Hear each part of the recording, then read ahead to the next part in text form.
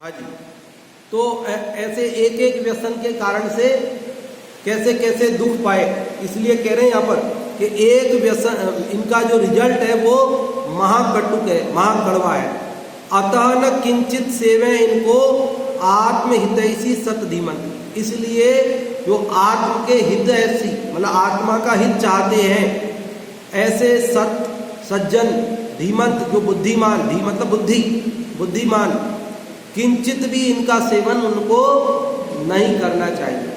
इसका अर्थ पढ़ते हैं यहाँ से, आप लोगों में से कोई पढ़ना चाहे तो पढ़े। हाँ भाभी जी, आसन जी पढ़े। जिस मनुष्य की बुद्धि निर्मल है तथा जो अपनी आत्मा का हित चाहते हैं उनको कदापि व्यसनों की ओर नहीं झुकना चाहिए, क्योंकि ये समस्त व्यसन दुर्गति को ले जाने वाले हैं, स्वर्ग मोक्ष के प्रतिबंधक हैं, समस्त तत्वों को नाश करने वाले हैं, जीवों के परम शत्रु हैं, प्रारंभ में मधुर होने पर भी अंत में कटुक हैं, इसलिए इनसे स्वप्न में भी हित की आशा नहीं करनी चाहिए। हाँ, बहुत अच्छा आपने बताया, पढ़ा। देखिए, जिन मनुष्यों की बुद्धि निर्मल है तथा जो अपनी आत्मा का हित चाहते हैं उनको कदापि व्यसनों की ओर नहीं झुकना चाहिए, क्योंकि ये समस्त व्यसन दुर्गति को ले जाने वाले हैं। दुर्गति पथ का ना, दुर्गति को ले जाने वाले, स्वर्ग मोक्ष के प्रतिबंधक हैं। स्वर्ग और मोक्ष की बाधक से अपने को समझ में नहीं आता, अवरोधक से समझ में नहीं आता, ऐसे लगता है स्पीड धीमी करेंगे। लेकिन अब ये देखो आप सब, प्रतिबंधक मतलब वो तो बिल्कुल आपको रोक ही देंगे, जाने नहीं देंगे, स्पीड ही धीमी नहीं करेंगे, बल्कि आपको स्वर्ग मोक्ष से रोकने वाले हैं। समस्त व्रतों को नाश करने वाले हैं। कैसे हैं? समस्त व्रतों का नाश करने वाले हैं। जो व्यक्ति एक भी व्यसन का सेवन करता है फिर उसका कोई भी व्रत पलता नहीं है। जुआ ही खेलने लग गया तो फिर क्या करेगा? हार जाएगा, पैसा पास में नहीं रहेगा तो किसी को मार के भी पैसा लाए, हिंसा। झूठ बोलेगा, उधार लेगा लोगों से, कल दे दूंगा, मेरे पास रखे पैसे, तो झूठ बोलेगा, नहीं देवे कोई तो चोरी कर लेगा, और फिर जब हिंसा करेगा, चोरी करेगा, झूठ बोलेगा तो पुलिस पीछे पड़ेगी तो भाग के जाएगा, घर छोड़ के भागेगा, घर आएगा तो पकड़ा जाएगा, इसलिए कहीं वेश्या आदि के यहाँ चला जाएगा, कुशील सेवन करेगा, नाना प्रकार से पापों में उलझता चला जाए। एक पाप करता है जीव और फिर पाप पाप पाप में उलझता चला जाए।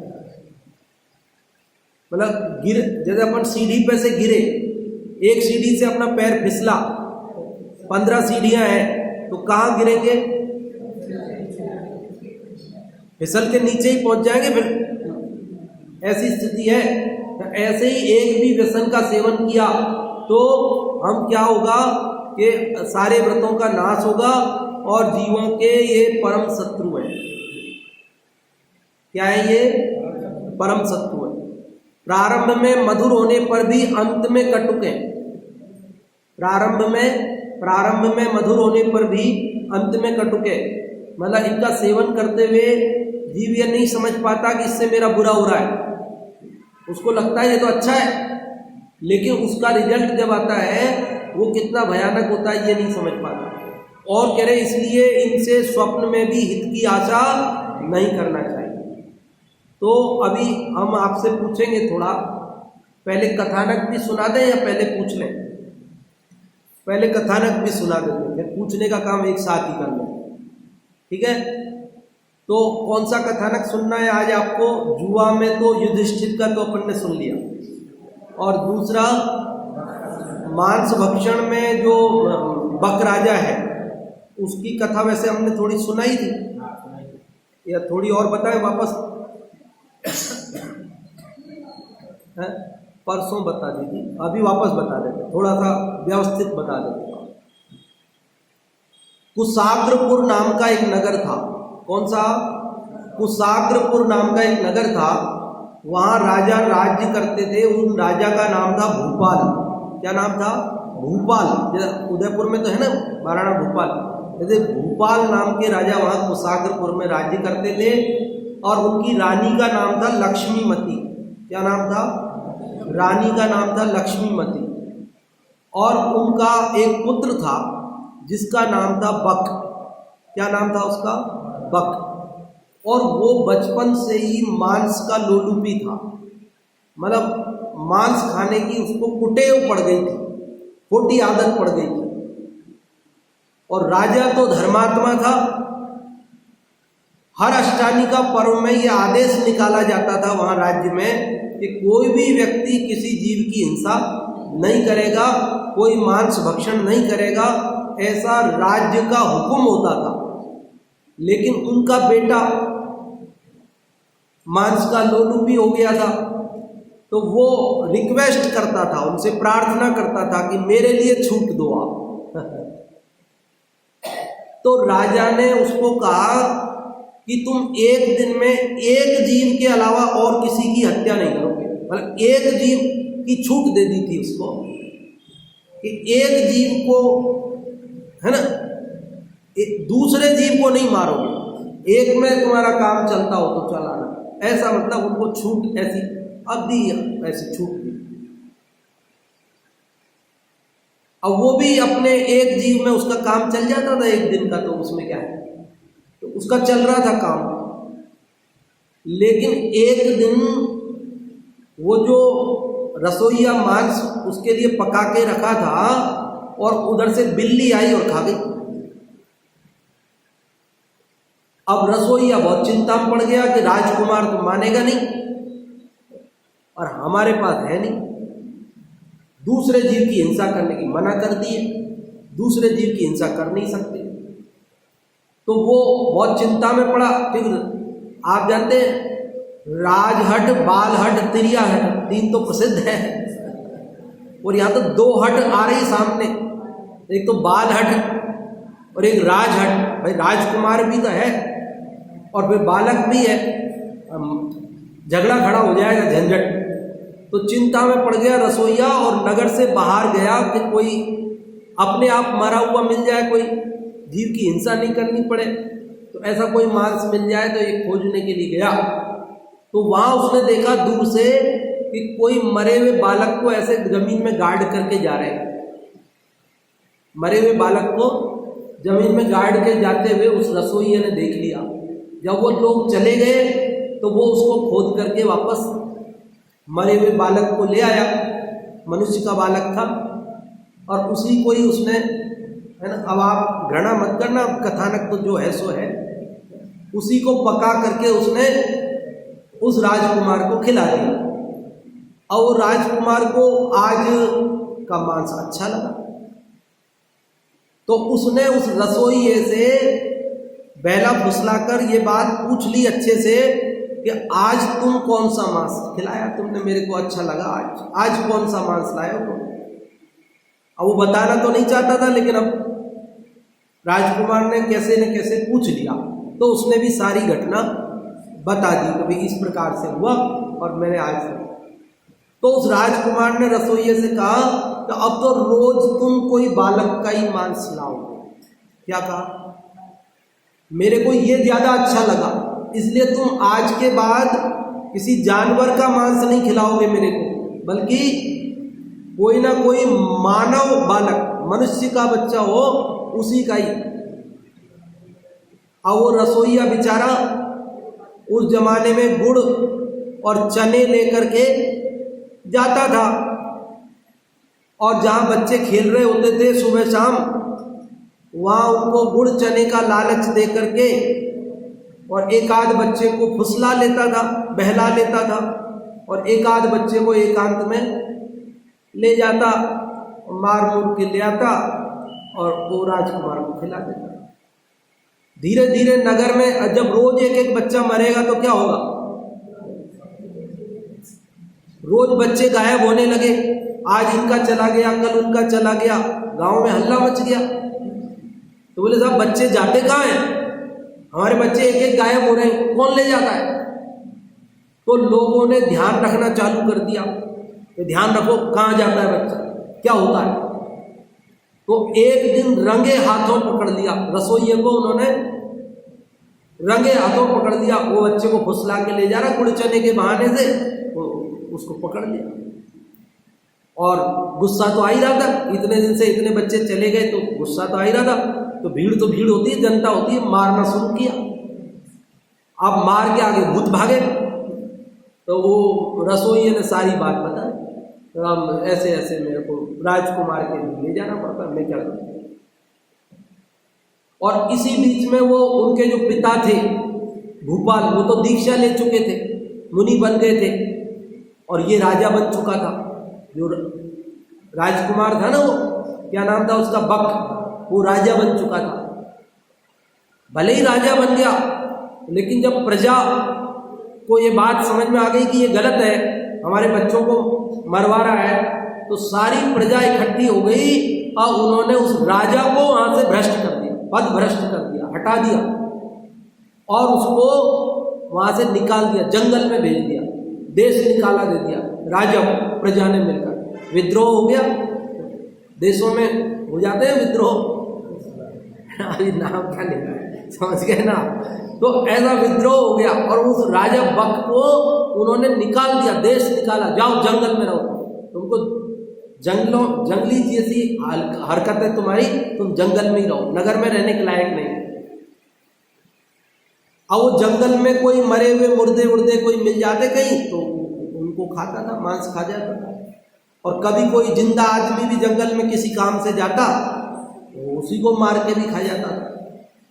तो लोगों ने उसको राक्षस कहना चालू कर दिया। ऐसी अब ये क्या है, कथानकों में थोड़ा थोड़ा अंतर मिलता है। सब जगह अलग अलग ग्रंथों में अपन ढूंढने जाते हैं तो कहीं कुछ थोड़ा थोड़ा अंतर मिलता है। तो मैंने जब परसों कहानी सुनाई थी तो तब जो सुनाई थी उसमें ये बताया था आपको, और अभी जो मैं पढ़ के आया उसमें थोड़ा सा अंतर आया, तो वो भी समझ लेना, ये भी समझ लेना। तो ऐसा ज़्यादा फर्क नहीं पड़ेगा। मतलब हुआ ये कि वो जो वहाँ तो उस कथा में तो लिख रही थी कि वो वहाँ पे जाते तो एक आदमी का उन्होंने नंबर बांध दिया था, और जिसके घर का नंबर था आदमी का, उसी घर में अज्ञातवास में वो रुके थे पांडव। तो उन्होंने जब रोई उसकी पत्नी रात को, तो भाई क्यों रोती है, द्रौपदी ने पूछा, तो बोले सुबह मेरे पति को वहाँ जाना है राक्षस के पास और वो मार के खा जाएगा, उसका टर्न है। तो उनका तुम चिंता मत करो, भीम जाएगा। ये बताया था ना मैंने आपको परसों। तो अब उसमें थोड़ा जो परिवर्तन मैंने पढ़ा वो बता रहा हूँ। तो क्या हुआ कि वो जंगल में रहता था और मार के खा जाता था लोगों को। फिर बाद में जैसे तैसे इस कथानक में लिखा कि वो उसमें नारायण जो थे ना, उन्होंने वहाँ फिर उसका वध किया। मतलब अब जैसा भी हो समझ, मतलब वो मारा गया कुल मिला, और मारा गया और मर के कहाँ जाएगा, नरक गया। वो मर कहाँ गया, ऐसा पाप करने वाला जीव कहाँ जाएगा, नरक। तो राजा बक की कथा से अपने को ये बात समझ में आती है कि एक व्यसन के कारण जीव को कितना बर्बाद, कहाँ तो वो राजा था, कौन था वो, राजा था, और कहाँ वो राज्य भ्रष्ट होकर जंगल में रहना पड़ा, और फिर जंगल में भी वहाँ से मर के कहाँ जाना पड़ा, उसको नरक जाना पड़ा। तो ऐसे ही जो भी मांस भक्षण आदि व्यसनों में, बुरी आदतों में फंसते हैं, उसका परिणाम ये होता है कि वे इस भव में तो दुख उठाते ही हैं और आगामी भवों में भी दुख उठाते हैं। तो इस प्रकार से आज अपन ने यहाँ पर एक तो ये श्लोक पढ़ा जिसमें ये बात बताई गई है कि व्रत, ये व्यसन जो है बहुत भयानक हैं, बहुत खतरनाक हैं, दुर्गति को ले जाने वाले हैं, और जो सद्बुद्धि लोग हैं उनको इनमें अपनी बुद्धि रंच मात्र भी नहीं लगाना चाहिए। आप और हम नहीं लगाएंगे, नहीं लगाते हैं, और हमारी आने वाली पीढ़ियां भी नहीं लगाएं, ऐसा हम लोगों को प्रयास करना है अपने। और ये कथानक भी अपन ने मांस भक्षण वाला अभी समझा, राजा बक का। अब आप लोगों से कुछ 2-4 प्रश्न पूछ लेते हैं, 5 मिनट है अपने पास, तब तक लाइट की भी कोई ज़रूरत नहीं है प्रश्नों के अंदर, ठीक है। जो भी आप में से बता सकते हैं वे थोड़ा सा ज़ोर से बोल देना, माइक तो अभी बंद है अपना, ठीक है। तो हमारा आज का पहला प्रश्न है,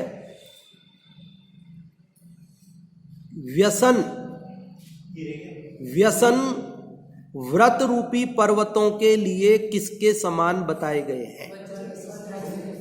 हाँ, एक जना बताओ जोर से, कौन? वज्र के समान, मतलब व्रतों को खंडित कर देते हैं।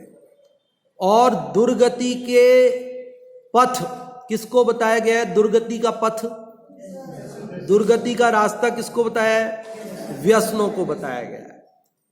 तो बुद्धिमान लोगों को किसकी ओर अपनी बुद्धि थोड़ी सी भी नहीं लगानी चाहिए? व्यसनों की ओर अपनी बुद्धि थोड़ी सी भी नहीं लगानी चाहिए। यहां मांस भक्षण में कौन प्रसिद्ध हुआ? राजा बक। और उस राजा बक की क्या कहानी है, अभी अपन ने चर्चा की, थोड़ी सी आप लोगों में से कोई बताएंगे राजा बक की कहानी? जो भी आप में से बताना चाहते, एक जना हाथ खड़ा कर दें तो फिर। हाँ जी, बहुत बढ़िया। हाँ जी, हाँ जी,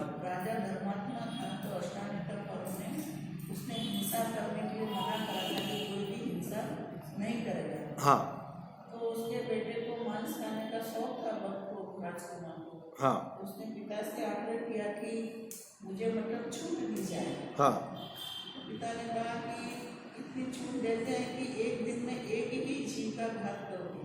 हाँ, तो एक दिन में एक ही जीव का घात करके उनका काम चल जाता था। और एक दिन ऐसा हुआ कि रसोई ने जो बनाया उसके लिए, तो बिल्ली आकर के उसको खा गई। तो बोले तो राजकुमार है, उसको तो ये बनाना ही पड़ेगा, तो अब मैं कहाँ से लाऊं? एक जीव का ही घात करना था और एक जीव का घात तो हो चुका। तो ऐसे उसकी खोज करने के लिए बाहर निकले कि कहीं कोई मरा हुआ है कुछ मिल जाए। तो किसी मनुष्य का बच्चा मरा था, तो उसको उस समय मतलब जमीन में दफनाया था। उसने देख लिया, तो जैसे लोग वापस चले गए वैसे उसको निकाल करके ला करके उसका मांस बना के उसको खिला दिया। उसको मांस अच्छा लगा, तो बोले कि ऐसा ही रोज बनाओ। हाँ, तो राजकुमार की आज्ञा थी, तो रसोइया को तो बनाना ही था। तो ऐसे बैठा फुसला करके बच्चों को रोज लाता, तो धीरे धीरे होने लगे। तो लोगों ने देखा कि भी क्या बात है, बच्चे कहाँ गायब हो गए। तो उन्होंने ध्यान दिया, तो रसोइयों को पकड़ लिया और रसोइयों को मारपीट करी। तो उसने सच बात बताई। तो लोगों ने विद्रोह करके राजा को मतलब देश निकाला दे दिया। तो वो जंगल में रहने लग गया। राक्षस की वृत्ति हो गई थी उसकी, जो भी मरा हुआ कुछ मनुष्य मिलता या कोई मनुष्य निकलता है उसको मार के खा जाता है। तो बाद में पांडव की भी कहानी आती है, मैंने जो पढ़ा उसे पांडव नहीं पढ़ा। हाँ जी, कि वो उनके वहाँ ठहरे थे। हाँ जी, और उसकी पत्नी रोने लगी, तो मैंने तो ये ध्यान रखी उस दिन उसके बच्चे का टर्न था। बिल्कुल। तो उन्होंने कहा कि मेरे बच्चे का टर्न है, तो उन्हें मेरे तो एक ही बच्चा है। हाँ जी, और एक ही बच्चा चला जाएगा। तो उन्होंने कहा कि क्या बात है? बोले कल सवेरे मेरे बच्चे को भेजना है। हाँ जी, तो उन्होंने कहा कि भीम जाएगा। हाँ, और भीम जा करके उसका सामना करेगा। हाँ जी, तो भीम गया और उसको मतलब दोनों का युद्ध हुआ और उसको मार दिया। बिल्कुल। हाँ, नहीं ठीक है, यही मैंने भी पढ़ी थी एक जगह, तो परसों यही सुनाई थी। लेकिन आज जो पढ़ी एक दूसरी जगह पढ़ी, तो उसमें ये थोड़ा सा अंतर मिला कि वो उसमें वो नारायण ने उसको मारा, मतलब कृष्ण ने, बलराम ने, उन लोगों ने मारा। तो वो तो है, तो पांडवों के काल की तो बात तो उसी समय की है। मतलब ये प्रकार बात इतनी है कि वो मांस भक्षण करने के कारण मारा गया और मर के नरक गया। तो हमें व्यसनों से बचना चाहिए। इसके साथ अभी की बात को विराम देते हैं। कल फिर एक कथानक और एक श्लोक पढ़ेंगे अपन। अभी जिनवाणी।